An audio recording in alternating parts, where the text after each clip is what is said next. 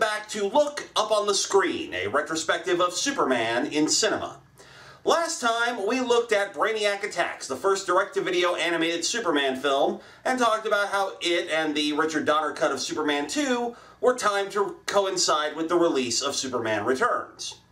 Today, we're going to talk about Superman Returns itself. Following the reacquisition of the Superman film rights, Warner Brothers found themselves running into problem after problem with trying to get Superman back on the big screen. Most of these problems came from producer Jon Peters, whom the studio had put in charge of the project.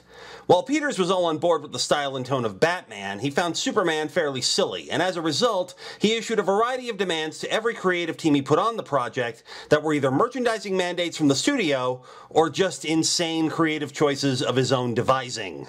One of Peters' main edicts was that Superman couldn't fly and couldn't wear his iconic outfit. For some reason, he felt this made Superman unrealistic.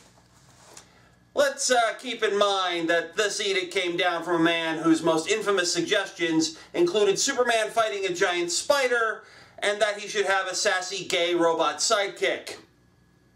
No, I'm not kidding. In addition, because the storyline had sold like gangbusters in the comics and received tons of media attention, Peters and Warners were both fixated on adapting the Death of Superman story arc, and nearly every script they commissioned featured Superman dying and coming back in one form or another. At one point, there were two competing projects: the fifth major Superman film following the Salkind films, and a potential Batman-Superman film. There was also a veritable revolving door of writers, actors, and directors being brought on and getting let go during this time, including Kevin Smith, Tim Burton, Nicolas Cage, McG, fan Alex Ford, comics writer Keith Giffen, Wolfgang Peterson, J.J. Abrams, and Brett Ratner. Ratner was actually attached to the project for a fairly long time, however he was ultimately let go because he kept getting into conflicts with Peters, who himself was losing a ton of clout with the studio for backing Wild Wild West, which had bombed spectacularly at the box office. Enter Bryan Singer.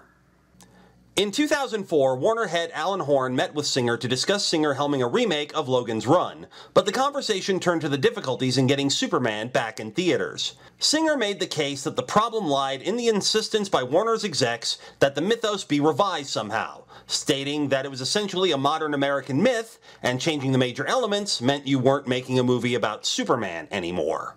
Singer came back with a more concrete pitch that reflected Superman's absence from film over the previous 2 decades. The conceit is that for some reason Superman was gone for a prolonged period of time, and he came back to a world that seemingly has no need of him. Even Lois would have moved on, being in a committed relationship with another man and having a kid. Oh, we're going to talk about the kid. Don't worry. To make a long story short, Singer got the directing gig, a script was written, and relative unknown Brandon Routh was cast as Superman, with Kate Bosworth as Lois Lane and Kevin Spacey as Lex Luthor. Continuity-wise, it was decided that as far as the previous films were concerned, only Superman the movie and the theatrical cut of Superman 2 would be relevant. Supergirl, Superman 3, and 4 would be ignored completely as far as the story was concerned.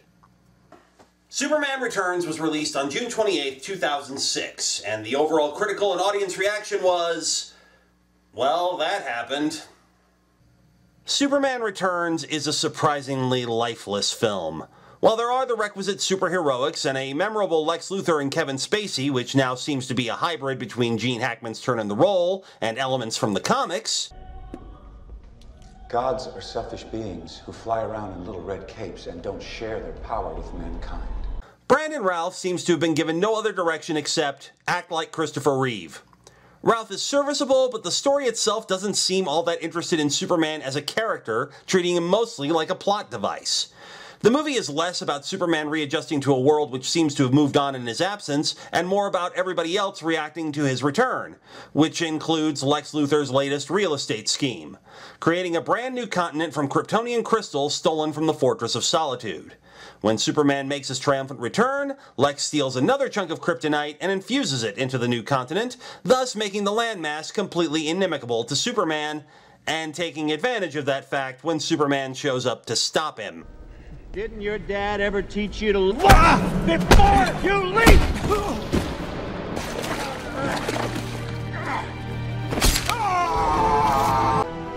Now fly. Eventually, Superman manages to recover just enough to haul the entire continent out into space. However, the prolonged exposure to the kryptonite crystals within it, not to mention the giant chunk of it in his side, winds up killing him. He does make a miraculous recovery, recommits to his mission, and promises that he will look after Lois and her kid. Who may in fact actually be his kid, as evidenced by a scene earlier where the kid flat out murders one of Lex's henchmen with a piano.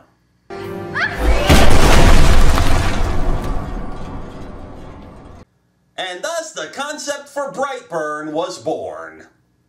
The movie is, quite frankly, disjointed as hell. When it isn't calling back to the Donner movies, it's leaning way too heavily on the Jesus metaphor. The performances are fine, and some of the sequences are fun to watch, but other decisions just perplex the hell out of me. Yes, I'm talking about the kid.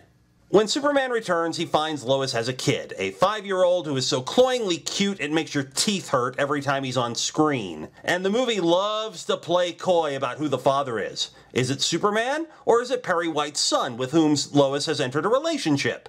Even the piano bit, which seems to make it clear the kid is Superman's, is undercut by the earlier concept that he's a sickly child, and the fact that if Superman 2 is canonical to this movie, how the hell does Lois remember she slept with Superman in the first place? Now, there's nothing inherently wrong with the idea of Superman having a kid.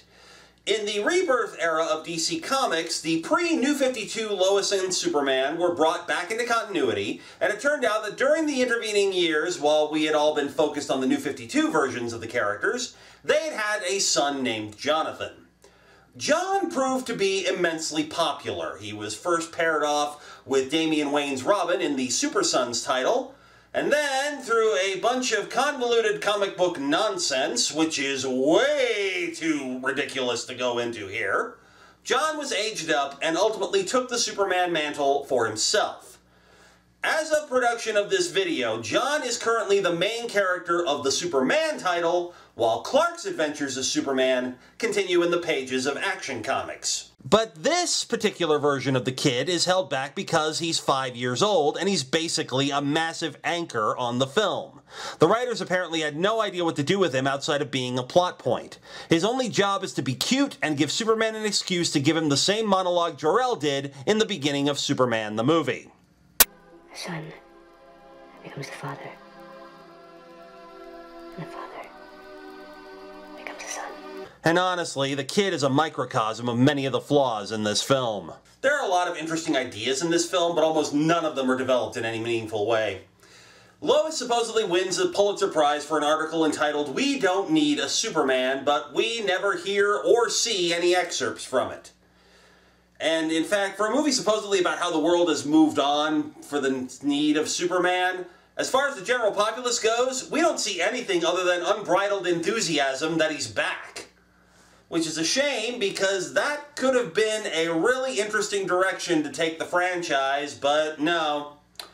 No, it's just Lex Luthor's latest land grab. Maybe Superman has a kid, and, say, have you noticed how Superman's kinda like Jesus? And can I talk a little bit about the use of color and lighting in this movie? And I don't just mean the fact that the reds on Superman's uniform are so dim that they might as well be purple. I mean, this movie is brown. Aside from scenes that are around Kryptonian architecture, such as the Fortress of Solitude or the new continent Lex creates, this movie is brown. All brown. Metropolis is brown, Smallville is brown. I mean, hell, look at this scene. Clark is in brown, Lois is in brown, the kid is in brown, Perry White's son is in brown. Everything is frigging brown. Compare this to the Donner movies that it spends so much time imitating. Donner used several different types of lighting and coloring throughout Superman the movie to illustrate certain points in Superman's life. Krypton, white, cold, and sterile.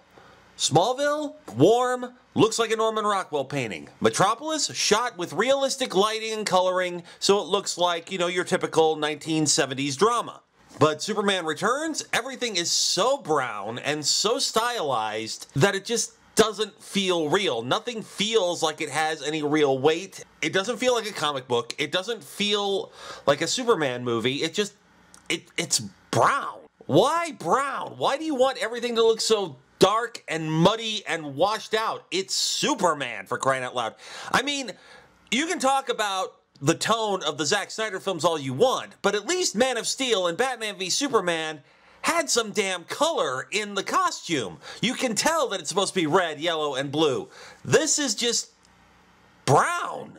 It's like, how much more brown could this be? And the answer is none. None. Is that good? Brown. Superman Returns is okay. It's not great, but it's not terrible either. It has some good moments, some confusing moments, and some eye-rolling moments. It turned a profit for Warner's, but not enough to warrant a sequel.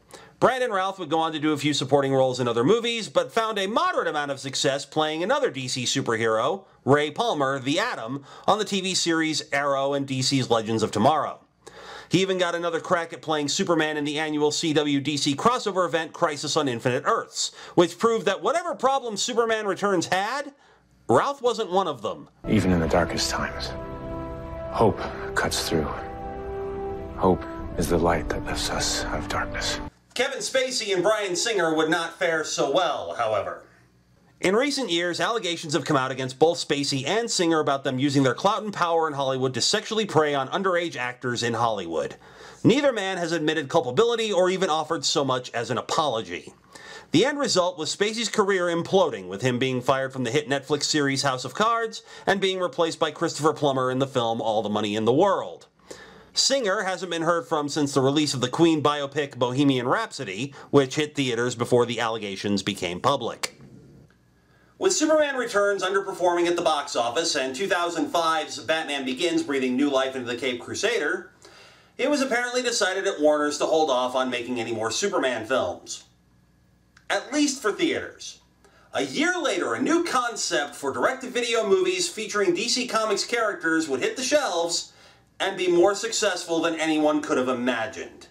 Which is what we're going to talk about next time, as we look at the first of what has become known as the DC Universe line of direct-to-video animated movies with Superman Doomsday. I'm Aaron Mills, reminding you to look up on the screen.